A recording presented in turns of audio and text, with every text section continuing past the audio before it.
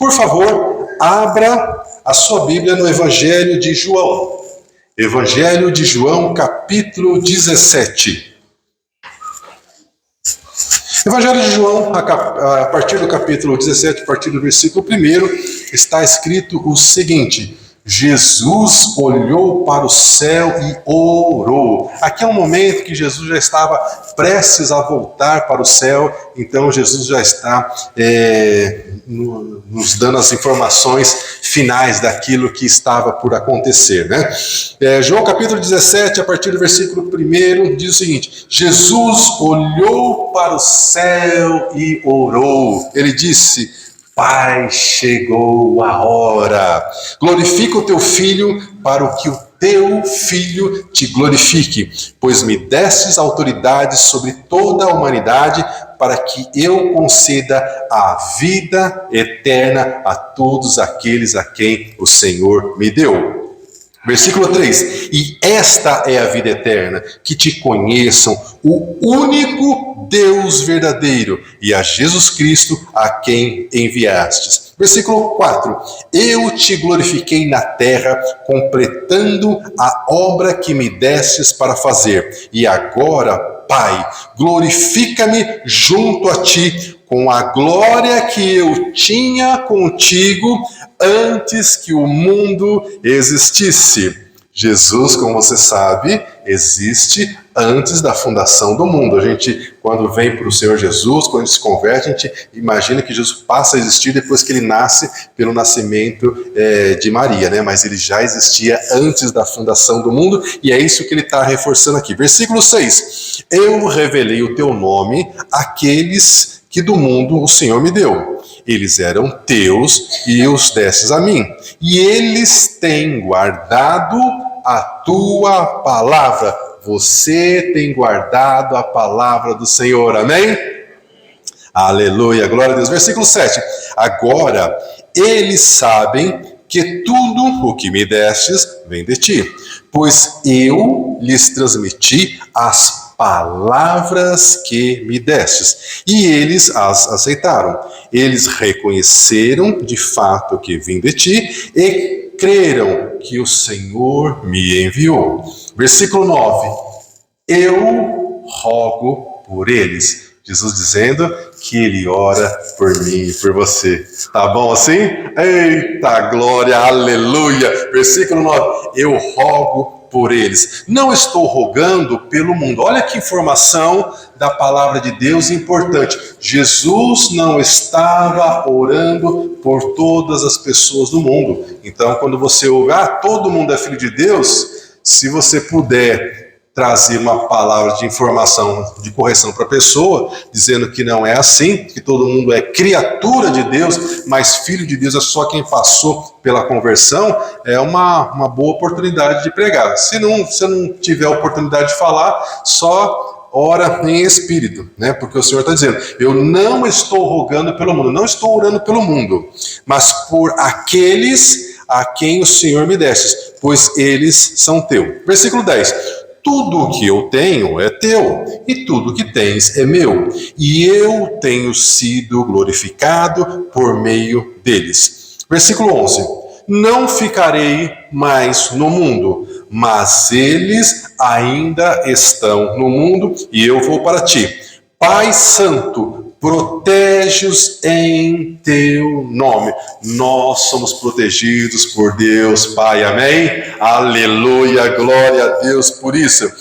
Pai Santo, protege-os em teu nome, é o nome que me deste, para que sejam um, falando de comunhão, falando de unidade, para que eles sejam um, assim como nós somos um. Versículo 12: Enquanto eu estava com eles, eu os protegi e os guardei pelo nome que me destes. Nenhum deles se perdeu, a não ser aquele que estava destinado à perdição, para que se cumprisse as Escrituras. Versículo 13: Agora vou para ti, mas digo essas coisas ainda enquanto estou no mundo, para que eles tenham a plenitude da minha alegria. Versículo 14: Dei-lhes a tua palavra. O Senhor nos deu a palavra dele. E o Senhor completa: e o mundo os odiou, mas aqueles que o Senhor me deu, eles não são do mundo, como eu também não sou. Não rogo que os tire do mundo, mas que os proteja do maligno. Nós estamos protegidos do maligno, amém? Aleluia, glória a Deus. Deus, eles não são do mundo como eu também não sou. Versículo 17, que vai ser o ponto da nossa reflexão da palavra nessa ocasião. Santifica-os na verdade, a tua palavra é a verdade. Assim como me enviaste ao mundo, eu os enviei ao mundo. Em favor deles eu me santifico, para que também eles sejam santificados pela verdade. Minha oração não é apenas por eles, rogo também por aqueles que crerão em mim. Sabe aquele seu parente, aquele seu amigo, seu filho, seu neto, sua neta, que você está orando, que ainda não se converteu ao Senhor, vai se converter em nome de Jesus, porque a palavra está dizendo que o Senhor já orou por eles, para que eles creiam no Senhor. Em nome de Jesus, eles serão alcançados pelo poder da palavra, porque assim garante as Escrituras. Minha oração não é apenas por eles, rogo também por aqueles que crerão em mim por meio da mensagem deles, para que todos sejam um, Pai, como tu estás em mim e eu em ti, que eles também estejam em nós, para que o mundo creia que tu me enviastes. Meu irmão, minha irmã, o tema desse mês é o poder da palavra de Deus. O tema do nosso ano é o ano da esperança e o tema de hoje é santificados pela palavra de Deus. Quando nós falamos em ser santificado pela palavra de Deus, dá uma dor na barriga e vem automaticamente na nossa cabeça, na nossa mente, no nosso coração, que é impossível para nós, falhos como somos, sermos santificados. A gente já tem isso na mente. Quando o pregador, em qualquer circunstância, começa a falar sobre santidade, a gente já fala, isso aí, infelizmente, não dá para mim, porque eu sou muito falho. Então, o que a gente precisa fazer? A gente precisa entender o que significa a palavra santo, santidade, ser santificado. A palavra santo significa, entre outras coisas, ser separado. Deus é separado do mal. Deus não se contamina pelo mal. E Deus nos resgatou. Então nós também precisamos ser separados do mal. E a maneira mais simples da gente pensar em ser santificado é pensar de uma maneira prática, né?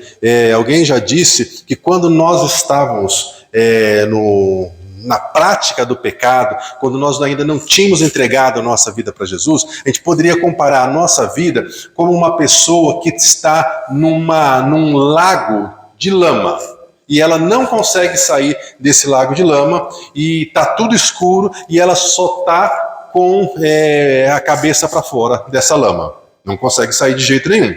Mas aí vem o Senhor Jesus, andando sobre a lama, que se o Senhor Jesus andou sobre as águas, andar sobre as lamas é moleza, não é verdade? Mas vem o Senhor Jesus andando sobre a lama, estende a mão para mim e para você, nos puxa dessa lama e nos salva, e nos coloca em terra firme. Mas lembra que eu falei que estava escuro no lugar que a gente estava? À medida que a gente vê a luz, o brilho que vem de Jesus, a gente começa a perceber o quanto a gente está sujo.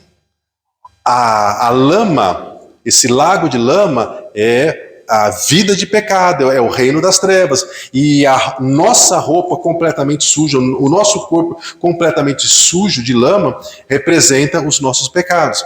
Então, quanto mais da luz do Senhor Jesus está próxima de nós, mais permite que a gente perceba, que a gente enxergue o quanto de coisa errada tinha na nossa vida. Coisa que antes a gente nem imaginava que era errado, agora por causa da presença do Espírito Santo na nossa vida, a gente começa a perceber que aquilo é errado. E aí a gente não quer mais fazer. Não precisa ninguém dizer, você não pode fazer isso, você não pode fazer aquilo. É o Espírito Santo que começa a dizer no meu coração, no seu coração, que isso não cabe mais. Você fica incomodado. E por vezes, né? Você vai, inclusive, pedir perdão para as pessoas sem que ninguém te fale nada, porque o Espírito Santo te disse que você precisava se reconciliar com aquela situação, com aquela pessoa, com aquela coisa que você fez. Então, 1 Coríntios capítulo 6, versículo 11, a palavra fala isso, né? Assim aconteceu com vocês, falando sobre a santificação, sobre ser separado do pecado.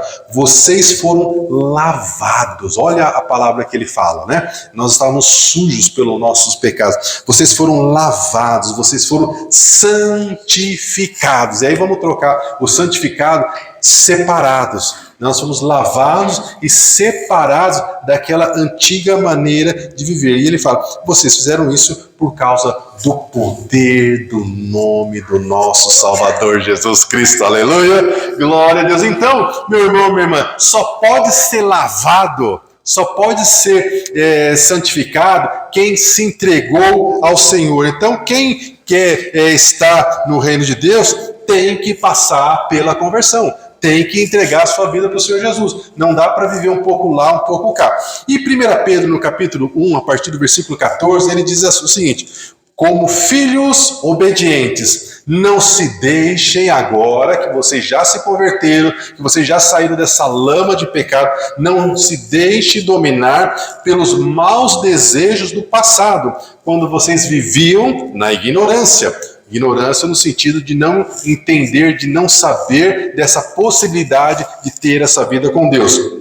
Mas, assim como é santo, ou seja, assim como é separado aquele que o chamou, e foi Deus que nos chamou, sejam santos vocês também em tudo o que vocês fizerem, pois está escrito, sejam santos, porque eu, o Senhor, sou santo. Aleluia, glória a Deus. E por que a gente precisa ser separado? Porque o desejo da nossa carne é produzir tudo aquilo que não presta. E o apóstolo Paulo ele dá uma pequena relação dessas coisas que ele chama de obras da carne. Ele fala isso em Gálatas, no capítulo 5, a partir do versículo 19. Ele diz o seguinte: porque as obras da carne são o adultério. A pessoa que está no adultério está na obra da carne. Está na obra da carne. Libertinagem, idolatria, feitiçaria, inimizades, ódio, discórdia, ciúmes, egoísmo, inveja, homicídio, bebedice, até glutonaria.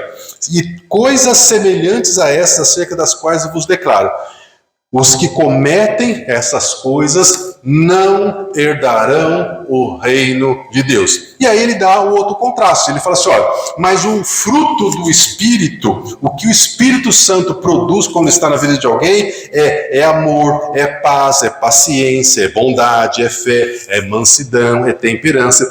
E as coisas, e os que são de Cristo crucificaram a sua carne com as suas paixões e desejos ruins. Então, em Hebreus, capítulo 12, versículo 14, ele diz, esforce-se para viver em paz com todas as pessoas, para serem santos, porque sem santidade ninguém verá o Senhor. Então, de novo, ser santo é ser separado do pecado. E aí talvez você diga assim, mas não dá para viver sem pecado. O que não dá, meu irmão, é para viver na prática do pecado. Porque quem vive praticando o pecado todo dia, toda hora, é quem ainda não passou pela conversão.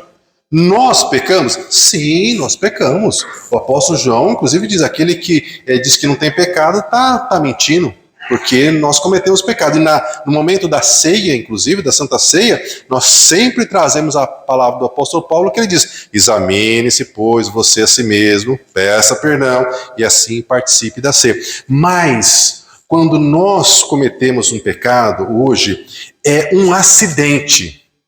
É uma falha, não é o nosso normal. O nosso normal é se desviar de tudo aquilo que não agrada à vontade de Deus. E aí, quando a gente erra, o que a gente faz imediatamente? É pedir perdão.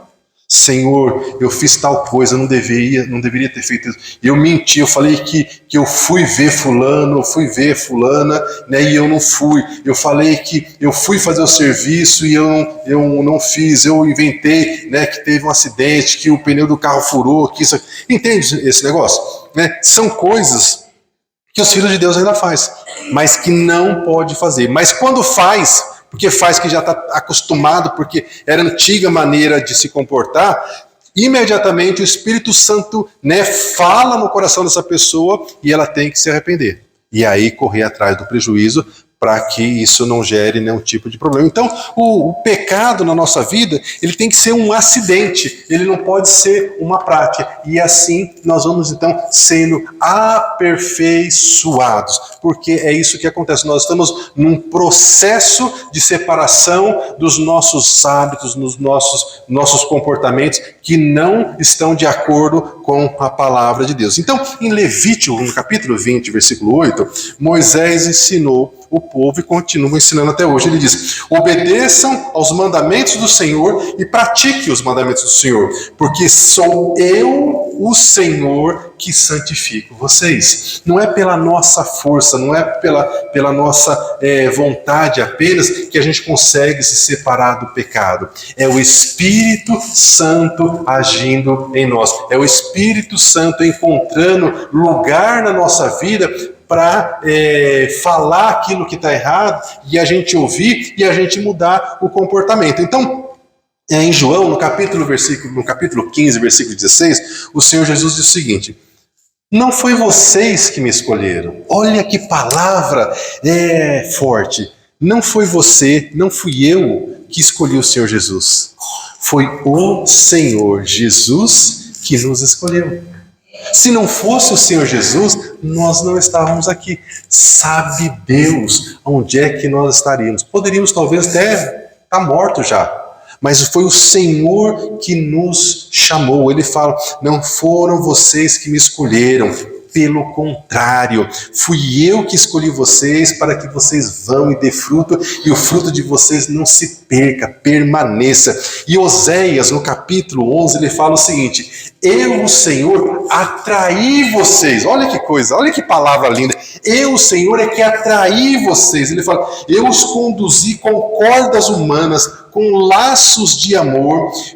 Fui eu que lhes tirou o jugo pesado do pescoço e me inclinei para te alimentar. Com laços de amor eu te trouxe para perto de mim, tirei o seu jugo, tirei o seu peso e me inclinei e te dei de comer. Deus tirou o jugo pesado que estava sobre os nossos ombros. E aí a gente lembra automaticamente da palavra de Mateus, no capítulo 11, a partir do versículo 28, que diz: venham a mim, todos vocês que estão cansados, que estão sobrecarregados, e eu darei descanso a vocês. Tomem sobre vocês o meu jugo, aprendam de mim, pois eu sou manso, sou humilde de coração, e vocês encontrarão descanso para as suas almas, pois o meu jugo é suave e o meu fardo é leve. Aleluia, glória a Deus. E aí, meu irmão e minha irmã, vou deixar com você uma palavra ao seu coração,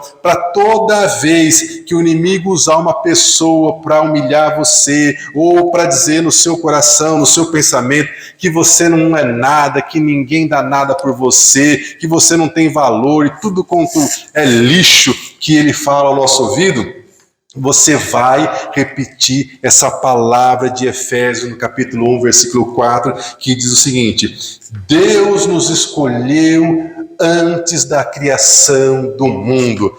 Deus escolheu você antes da criação do mundo. Quando o diabo falar para você que você não vale nada, que você não tem valor, você vai dizer assim: mas antes da criação do mundo, o Senhor me escolheu. Antes da criação do mundo, o Senhor escolheu a irmã Giselda. Falou assim: eu vou fazer a irmã Giselda antes do mundo. Antes da fundação do mundo, o Senhor falou assim: eu vou fazer a irmã Odete. Antes da criação do mundo, ele disse: eu vou fazer o irmão Lorival. Antes da fundação do mundo, ele disse: eu vou fazer a irmã Nice.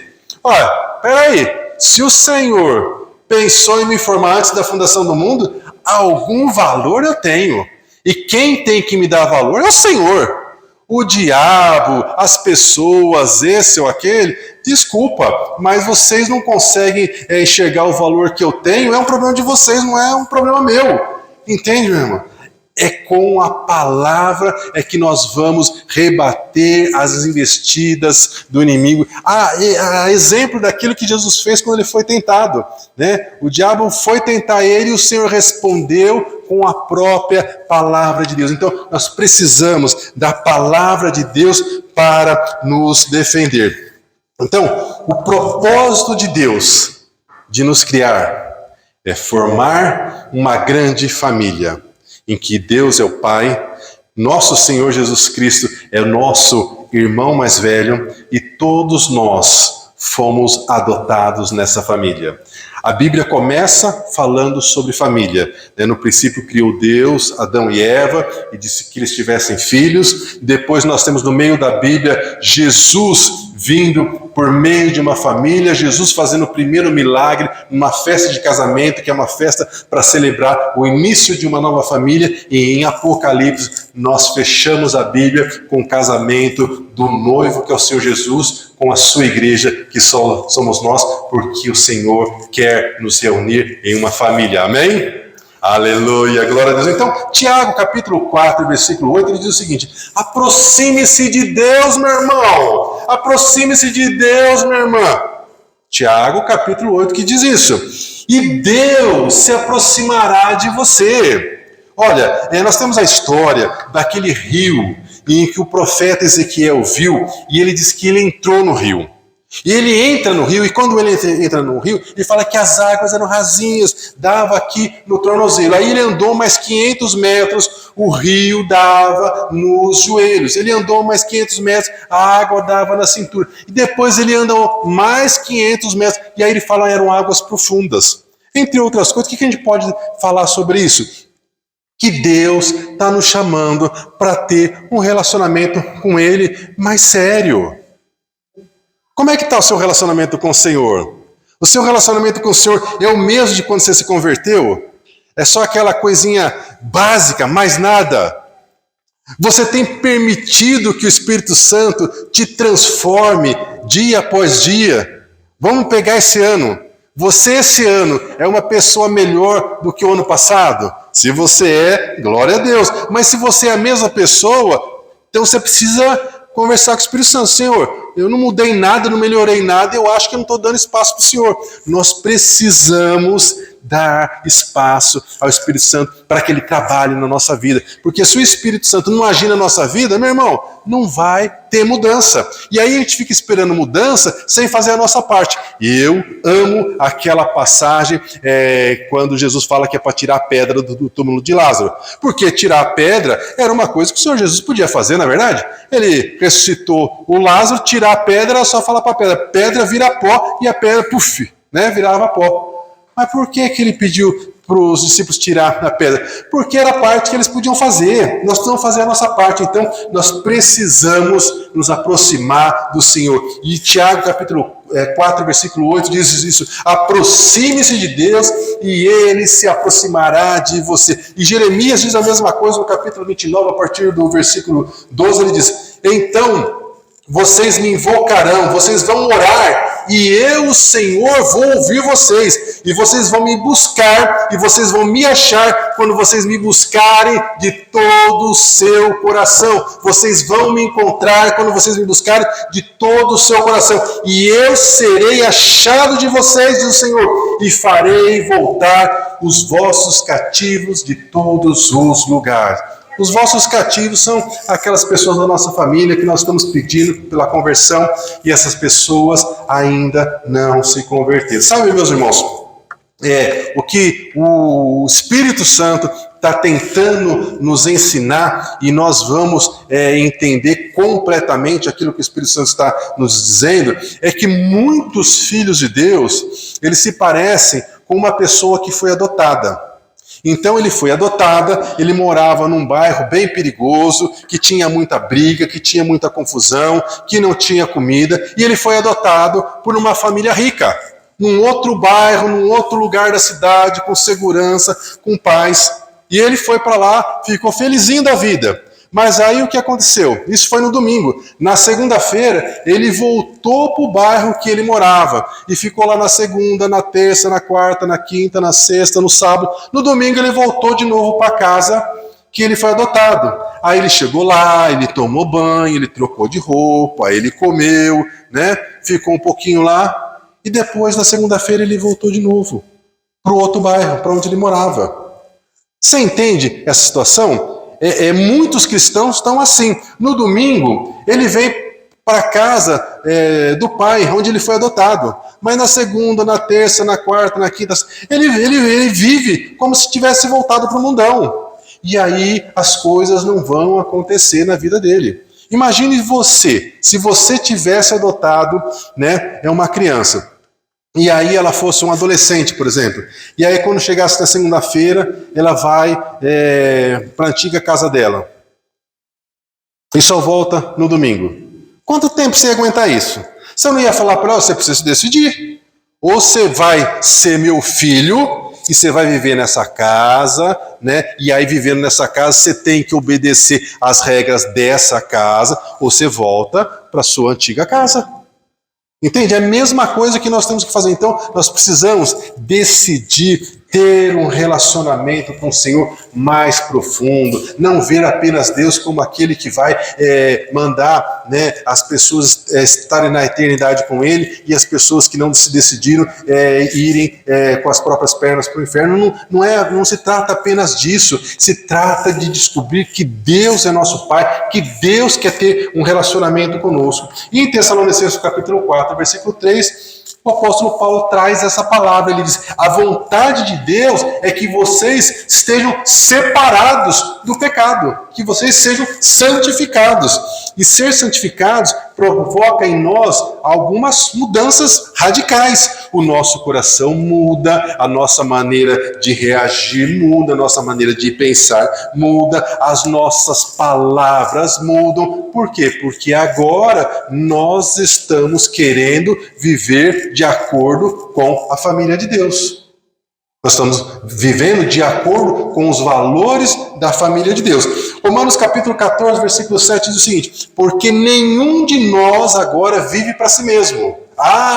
Eu vim para a família de Deus, agora eu vou me dar bem, eu vou prosperar, eu vou ter um bom emprego, eu vou ter uma boa casa, vou ter um carro bom. Vida cristã não é isso não, irmãos. Vida cristã é escolher a quem você quer servir. Se você quer servir o Deus verdadeiro ou se você quer continuar servindo a Satanás. E as consequências dessas duas descobertas. Então, nós não vivemos mais para nós.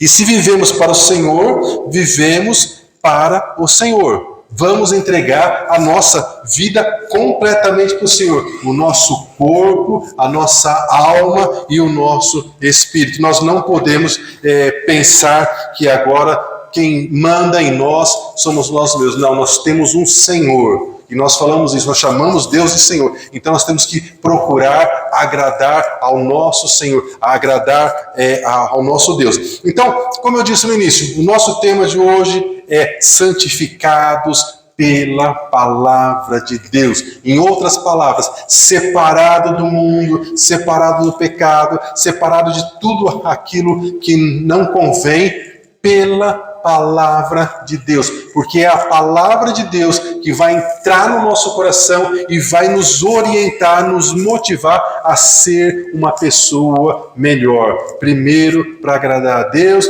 e depois para servir melhor a nossa família. Então, o nosso objetivo com isso, né, é entender qual que é o processo de santificação que todo cristão tem que passar. Entender qual que é o papel da palavra de Deus para renovar a nossa mente, para renovar a nossa maneira de pensar, para renovar o nosso coração.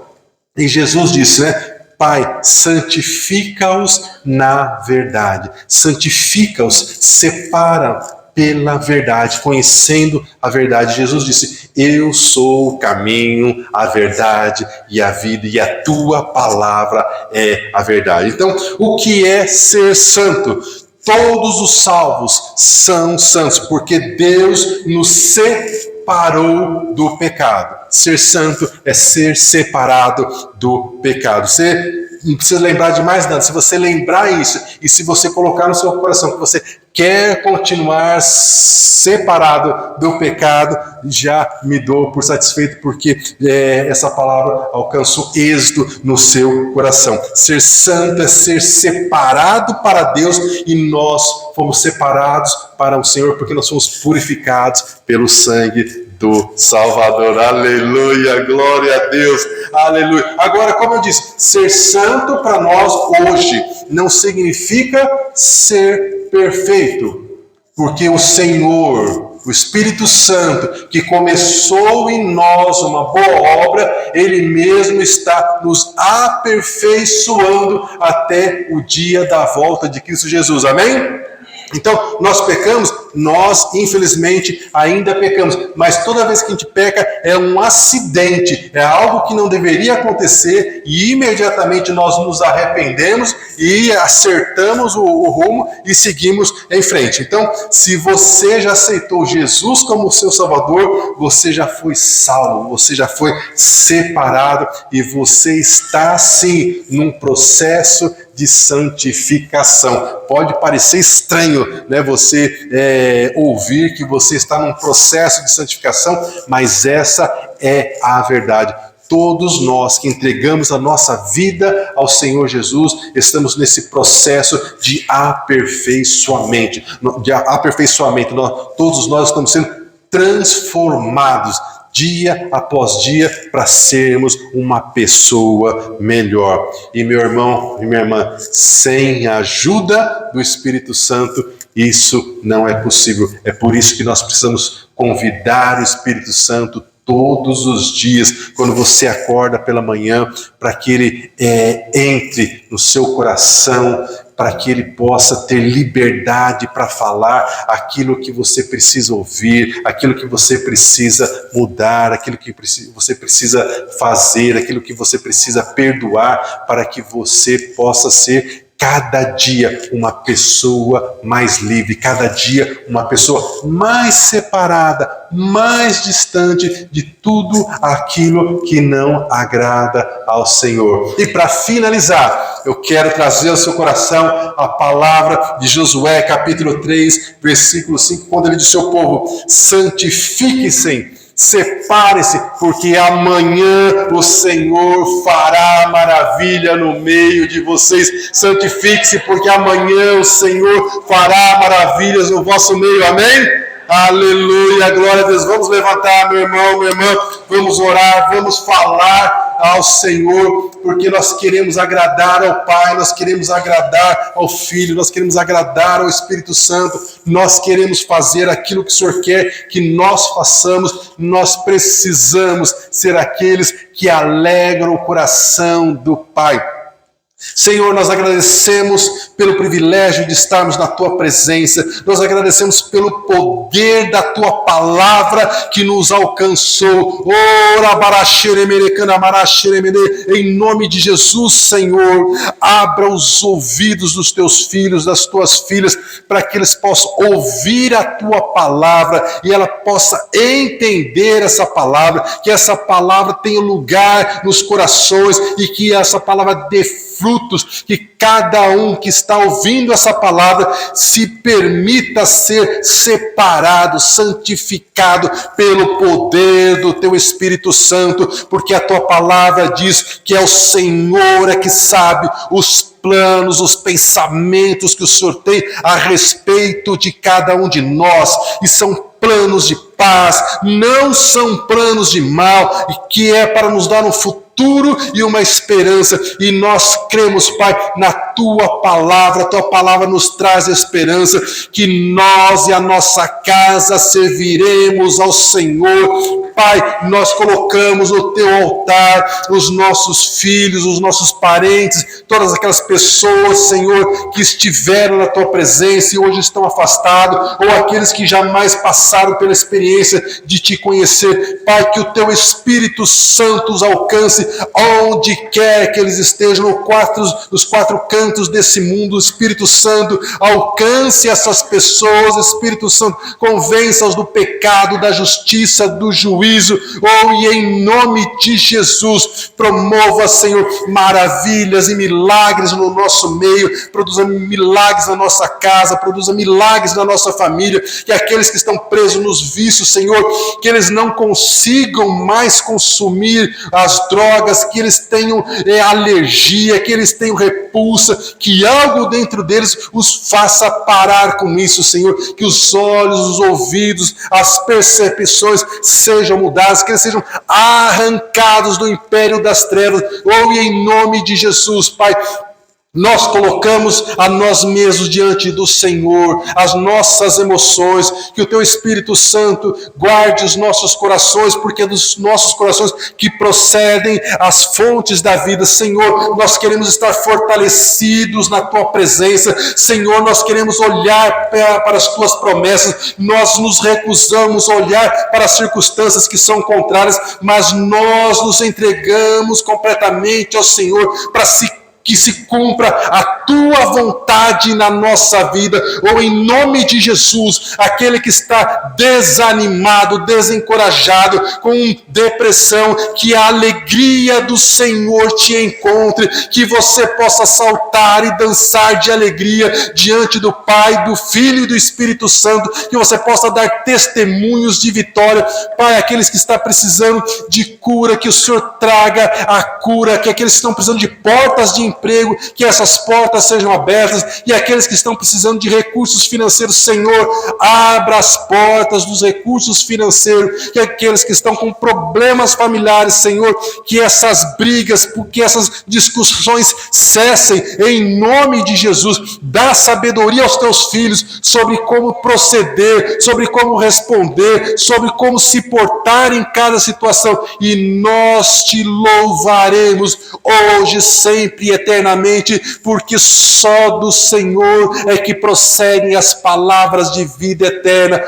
Pai, nós agradecemos por essa oportunidade, e que o Teu Espírito Santo nos conduza como família da fé, para vivermos tudo aquilo que o Senhor tem para nós. Pai, que o Teu grande amor, a graça do Senhor Jesus e as consolações do Teu Espírito Santo estejam sobre o Teu povo, hoje, sempre e eternamente. Amém, aleluia, glória a Deus, aleluia, aleluia, glória a Deus.